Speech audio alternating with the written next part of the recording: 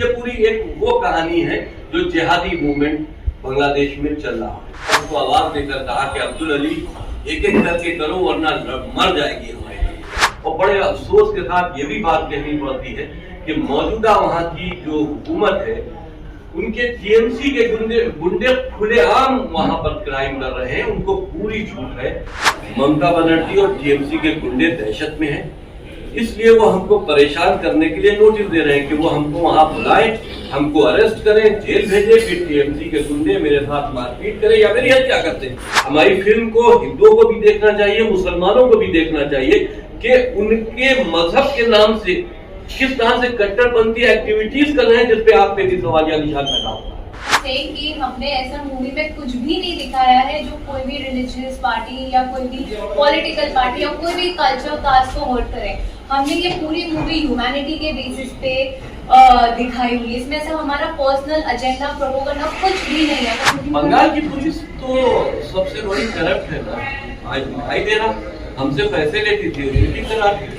उनको क्या मालूम था कि हम बंगाल के खिलाफ ही पूरी जी का मेरा कैरेक्टर है कि मैं इनका कैसे धीरे धीरे करके ब्रेन वॉश करता हूँ और इनको परस्यू करता हूँ अपना धर्म बदलने के लिए भी। तो बहुत अच्छी जर्नी है। तो क्या हाल है, हम फिल्म मेकर और जर्नलिस्ट आपका स्वागत करते हैं। आज हम द कश्मीर फाइल्स की तरह ही एक फिल्म जो कि वेस्ट बंगाल की रियलिटी, वहां पे हो रही ब्रूटलिटी पर आधारित है, उसके बारे में बात करेंगे। इस फिल्म का नाम है the diary of West Bengal. आइए जानते हैं इस फिल्म के प्रोड्यूसर और एक्टर जितेंद्र नारायण सिंह से इसकी कहानी के बारे में। एक बेगुनाह लड़की के खून से लिखी हुई है बंगाल की डायरी है। और इस फिल्म में हमने जो इस वक्त, जैसे कि आप लोग देख भी रहे हैं कि बंगाल में क्या हो रहा है, वहां पर जब एक स्टोरी को हमने डेवलप किया 1 साल पहले, तो ये सब उस वक्त भी हो रहा था। आज इसका एक्सपोजर हो रहा है, आज ये आपके माध्यम से दुनिया को दिखाया जा रहा है। ये एक वो कहानी है, बांग्लादेश से शुरू होती है, जहां बांग्लादेश में एक अनिल चंद परिवार था जिस पर कट्टरपंथियों ने ये कहकर हमला किया कि ये काफिर, और उसका पूरा कत्ल कर दिया। और उसमें एक 14 साल की उनकी लड़की थी पूर्णिमा, जिसके साथ बेरहमी से उसका गैंग रेप किया गया।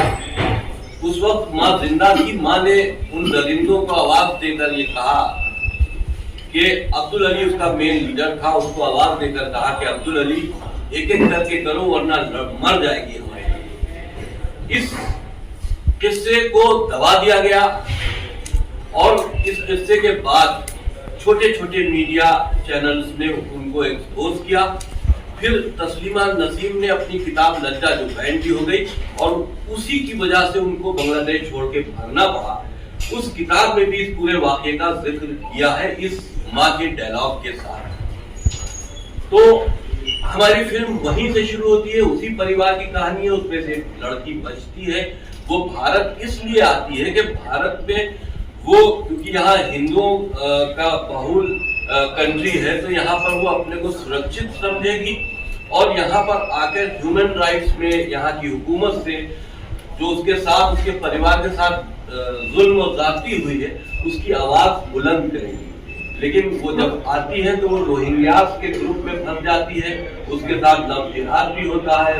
उसकी लड़की, उसके साथ जो उसकी 2-4 और हिंदू लड़कियां आई थी, उनके रेप होते हैं, धर्म उनका बदलवाया जाता है जबरदस्ती। ये पूरी एक वो कहानी है जो जिहादी मूवमेंट बांग्लादेश में चल रहा है। आज की तारीख में वहां पर हिंदुओं का कत्ल होना, या आज की तारीख में वहां पर महिलाओं के साथ में बलात्कार होना, ये बहुत छोटी बात है। हाँ, बड़ी तब हो जाती है जब आपके माध्यम से उस चीज को उठा दिया जाता है या कोई बड़ी घटना हो जाती है, तब ये खबर बड़ी होके आती है। वरना ये आम चीजें हैं। वहां पर शाहजहां शेख का मामला हो, इस फिल्म में शाहजहां शेख का भी एक किरदार है, क्योंकि हम लोग पहले ही उस पर रिसर्च कर चुके हैं। तो हमने रोहिंग्या किस तरह से आते हैं, किस तरह से बांग्लादेश में उनको आईडीज दी जाती है, उनकी पूरी पूरी आबादी बसाई जाती है और उनकी जनसंख्या वहां बढ़ाकर उनका तो इस्तेमाल गवर्नमेंट सिर्फ अपने वोटों के लिए करती है, लेकिन रोहिंग्यास की गतिविधियां पूरे भारत में है और वो एक भारत के लिए एक बहुत बड़ा जिहादी खतरा बनते चले जा रहे हैं। ये बात बिल्कुल छुपी नहीं है और इसको कहने में कोई एतराज नहीं। तो इन सारी घटनाओं के ऊपर से पर्दाफाश करती है दी डायरी ऑफ वेस्ट बंगाल, नव जिहाद का पर्दाफाश करती है।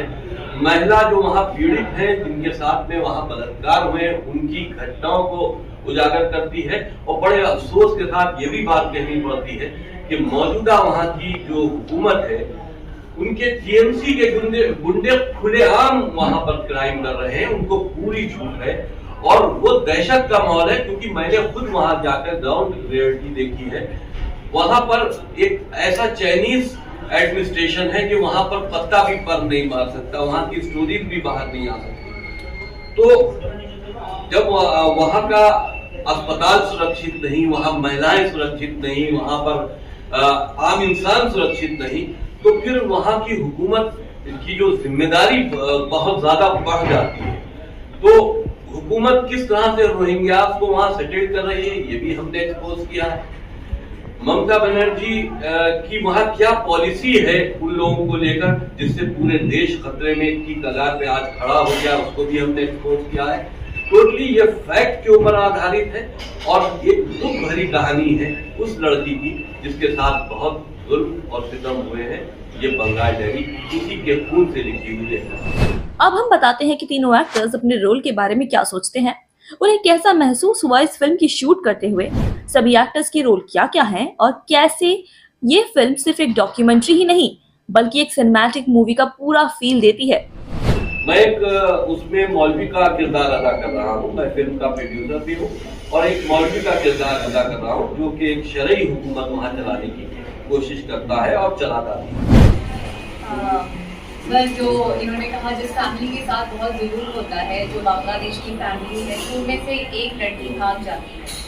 मेरे जो पिताजी थे वो हिंदू ब्राह्मण थे जो बांग्लादेश में थे और जो वहाँ पे स्थिति हुई हिंदुओं को इंजस्टिस मिला है, जो अभी की स्थिति है, उसमें से एक लड़की भाग के सोचती है, उनके जो भी और भी महिलाएं उनके साथ वो सोचती है कि वो ग्रुप के साथ वो ईस्ट इंडिया आ जाए, वरना जो east side of the India है विच इज ईस्ट बंगाल। तो वो जब वहाँ आती है सोचती है कि एटलीस्ट यहाँ पे हिंदू जो है वो सुरक्षित रहेंगे, पर जब उसे पता चलता है कि हिंदू यहाँ पे सुरक्षित नहीं है, वो काफी शॉक हो जाती है कि एक हिंदू कंट्री में जहाँ पे हिंदू की हुकूमत होनी चाहिए वहाँ पे ऐसा माहौल क्यों है। तो वो ये human right council, government of India, पूरी दुनिया को बताना चाहती है कि इवन वेस्ट बंगाल में हिंदू सुरक्षित नहीं है। तो उसकी जो जर्नी है, जो इनजस्टिस होता है, उसके साथ जो ऑपरेशन होता है और भी उसके साथ बहुत सारी चीजें होती हैं, तो उसकी पूरी जर्नी है कि वो कैसे अपने हक के लिए, कैसे उसके साथ जो इनजस्टिस होता है उसके लिए कैसे लड़ती है।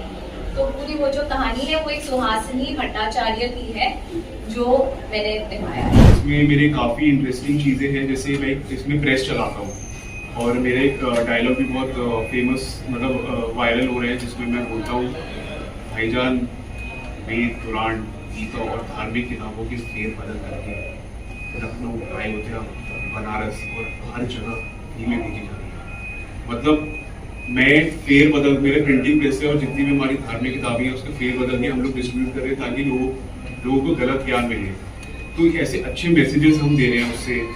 और बाकी थोड़ा मतलब सिर्फ, और उसमें थोड़ा ये भी है कि जैसे मुझे ये मिलती है मैं कैसे इनको कन्विंस करता हूँ बांग्लादेश से बंगाल आने के लिए, कैसे मोटिवेट करता हूँ और इनको मैं अपनी पॉजिटिव साइड दिखा रहा हूँ और रियलिटी मेरा बैक ऑफ द माइंड क्या चल रहा है। और ये सब इस तरीके का मेरा कैरेक्टर है कि मैं इनका कैसे धीरे धीरे करके ब्रेन वॉश करता हूँ और इनको परस्यू करता हूँ अपना धर्म बदलने के लिए भी।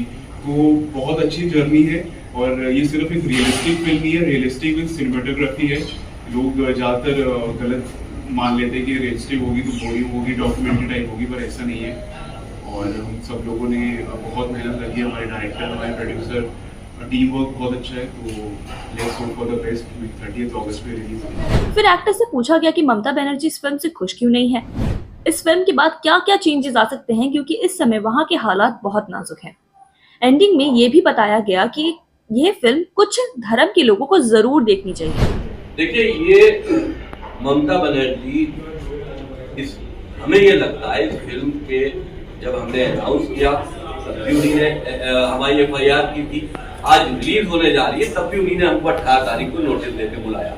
हम ये समझते हैं इस फिल्म से ममता बनर्जी और TMC के गुंडे दहशत में हैं, इसलिए वो हमको परेशान करने के लिए नोटिस दे रहे हैं कि वो हमको वहां बुलाएं, हमको अरेस्ट करें, जेल भेजें, फिर TMC के गुंडे मेरे साथ मारपीट करें या मेरी हत्या करते हैं। यही उनका मकसद है, दहशत बनाना, अपने खिलाफ उठती हुई आवाजों को कमजोर करना या जो जबान उनके खिलाफ खुलती है उसको काट देना। इतना सब बंगाल के अंदर हो रहा है, पश्चिम बंगाल के अंदर कहीं ना कहीं ममता बनर्जी के ऊपर तो प्रश्न चिन्ह लगता ही है। आपको क्या लगता है सरकार को रहनी चाहिए, राष्ट्रपति शासन घोषित होना चाहिए? देखिए, मौजूदा हालात तो यही कहते हैं कि वहां पर बदलाव जरूरी है, क्योंकि हम इस वक्त फिल्मी लोग हैं, ये पॉलिटिकल इश्यूज हैं।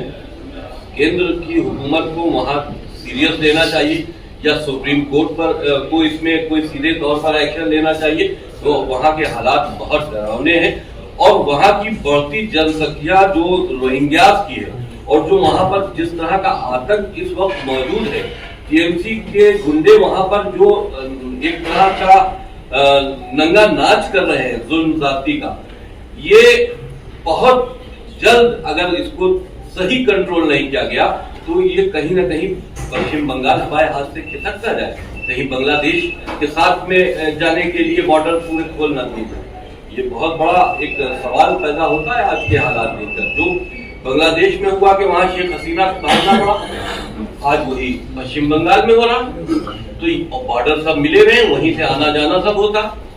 तो ये बहुत बड़ा मतलब दुख की बात है कि देखिए जहां पर क्योंकि यहाँ हिंदुस्तान में हम किसी मजहब का विरोध नहीं करते, इंसानियत मजहब हर मजहब इंसानियत को ही सिखाता है, लेकिन कुछ लोग अगर मजहब में कट्टरता जोड़कर उसको मजहब से जोड़ देते हैं तो ये उनका काम है, लेकिन इससे पूरा मजहब या आम हम कहें मुसलमान वो दोषी नहीं है, लेकिन कहा वही जाएगा मजहब टारगेट होगा।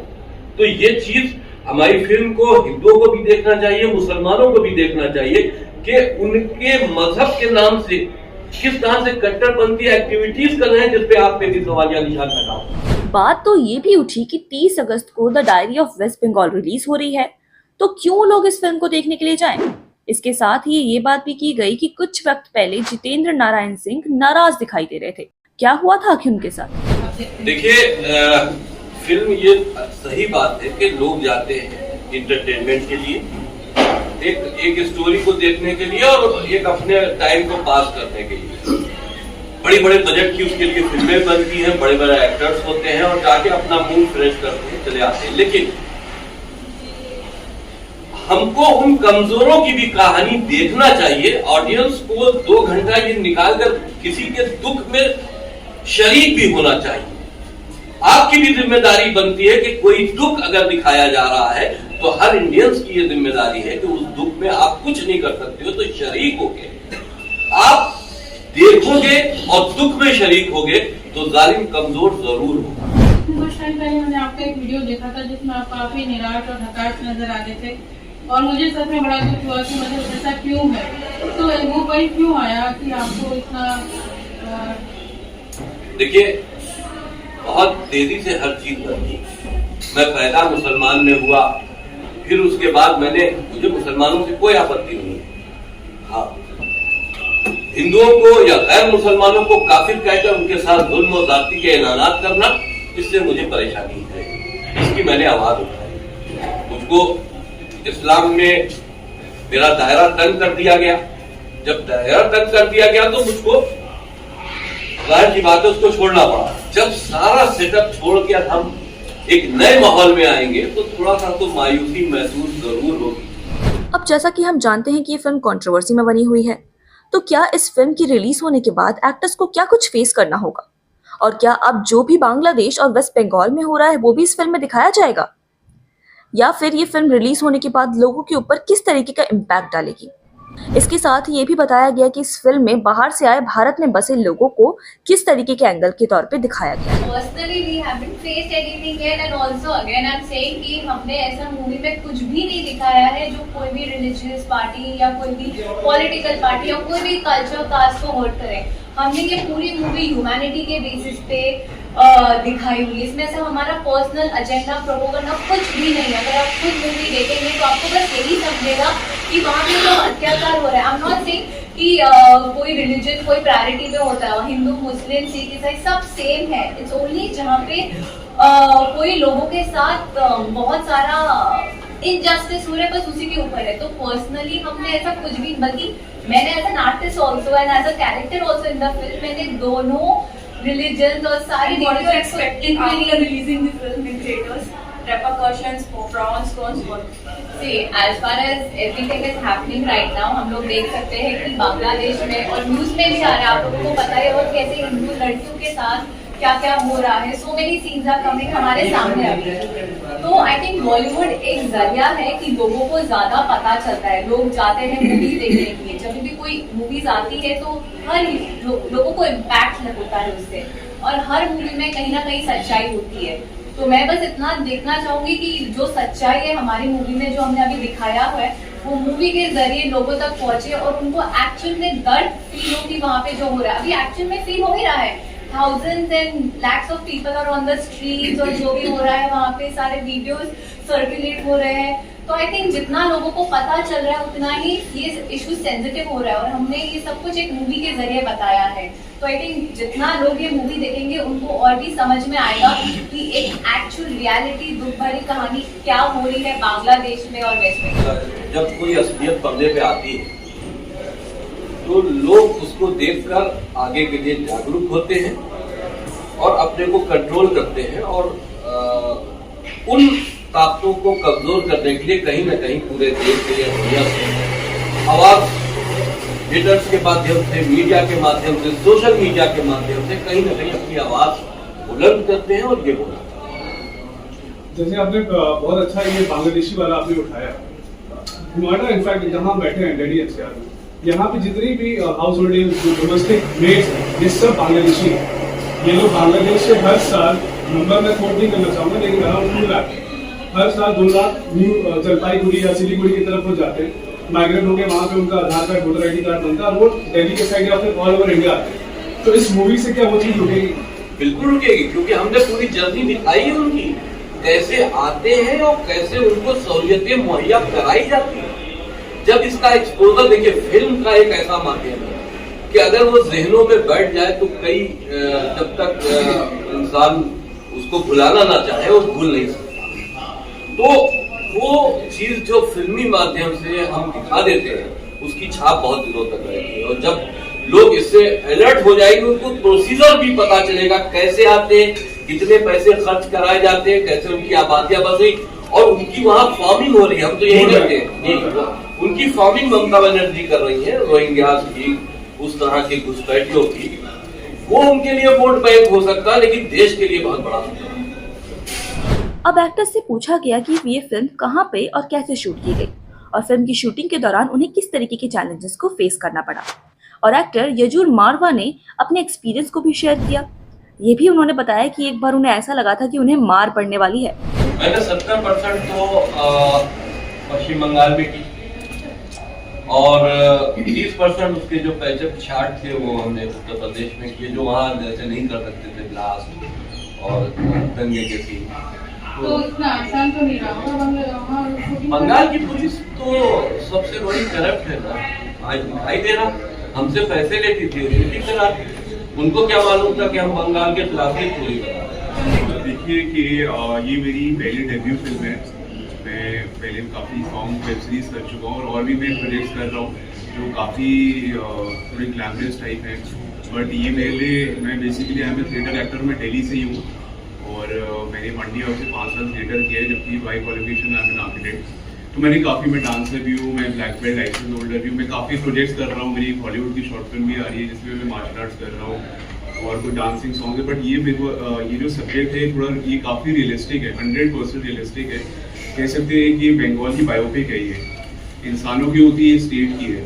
तो मेरे लिए काफ़ी चैलेंजिंग रोल था, क्योंकि इसके अंदर मेरे 2 रोल्स हैं, एक पॉजिटिव भी है और साथ साथ साइमल्टेनियसली नेगेटिव भी है, अतीक और प्रतीक। तो मेरे लिए काफ़ी चैलेंजिंग था। तो जब मैंने स्क्रिप्ट ली तो मैंने इसको ये नहीं सोचा कि ये कोई प्रोपोगेंडा है या मेरे लिए कोई कंट्रोवर्शियल होगा। मैंने इसको एज ए चैलेंज लिया, और मुझे लगता है एक एक्टर के लिए चैलेंज एक्सेप्ट करना बहुत अच्छा होता है कि उसको अपना टैलेंट दिखाने के लिए मंच मिल रहा है। और काफ़ी इंटरेस्टिंग जर्नी थी। जब ये स्क्रिप्ट आई तो हमारे जो डायरेक्टर हैं उनसे मैंने एक कैरेक्टर ब्रीफ लिया, क्योंकि हमें थिएटर में हमारा यही सिखाया जाता था कि पहले जो डायरेक्टर ने आपकी स्क्रिप्ट आपके लिए रोल सोचा है उसके लिए आप उससे ब्रीफ लीजिए, हम लोग कैरेक्टर उसी हिसाब से कैरेक्टराइजेशन करते हैं। और ऐसे ही नहीं, मेरे को स्क्रिप्ट अच्छी लगी, फिर मैंने सर से इसकी रियलिटी के बारे में पूछा, जाना काफ़ी हद तक, फिर लेने के बाद ऑनलाइन सर्च करके जितने साल जो मुझे लगा कि अब मैं कैरेक्टर डेवलप कर सकता हूँ प्ले करने के लिए, वो किया। लेकिन आज की डेट में जो आप चीज़ें देख रहे हैं, जो वहाँ पे चल रहा है, ऐसा नहीं है कि हमारी फिल्म अभी ये सब हो रहा है पिछले 2-3 हफ्ते में और अभी शूट कर लिया। वो हमारा तो ये प्रोजेक्ट 1 साल से चल रहा है, और हम ये लोगों तक पहुँचाना चाहते थे, और पहले से ही चीज़ें बाहर आ रही है। ऐसे लग रहा है कि हमारी मूवी की क्लिप्स ही है वो जो बाहर आ रहे हैं। तो मुझे अच्छा लगा कि मैंने ये कोई वो शूट किया है जिसमें रियलिटी है। और जब हम वहाँ पे भी शूट करने के लिए गए थे तो हमारी स्ट्रिक्ट गाइडलाइंस थी टाइमिंग को लेके, बात करने में, यहाँ तक कि हमारे जो डायलॉग्स थे जब हम शूट कर रहे थे बंगाल में, तो हम लिपसिंग करते थे कि जो ओरिजिनल डायलॉग से लिपसिंग मैच कर जाए, और हम बोलते कुछ और थे ताकि लोगों के सेंटिमेंट्स वहाँ पे हर्ट ना हो। देखिए, असलियत नहीं बता रहे, असलियत ये है कि इनकी पिटाई ना हो जाए वहाँ। हाँ, तो मैं वही है, ये लोग पिट ना जाए, हाँ। इसलिए लिपसिंग करते थे। ये खुद हर्ट ना हो जाए, इसलिए ऐसा ही अपने बचाव। बाकी हमारा तो काम है ना, जो गाइडलाइंस आए डायरेक्टर प्रोड्यूसर से हमें फॉलो करना पड़ता है। एक्ट्रेस अर्शिन मेहता से ये भी पूछा गया कि इस फिल्म को कश्मीर फाइल से कंपेयर किया जा रहा है, तो इस पे उनका क्या रिएक्शन है? देखिए, कहानी तो बिल्कुल अलग है, उसके साथ सिमिलर भी है और अलग भी, मैं ऐसा कह सकती हूँ। बट यहाँ पे तो हमने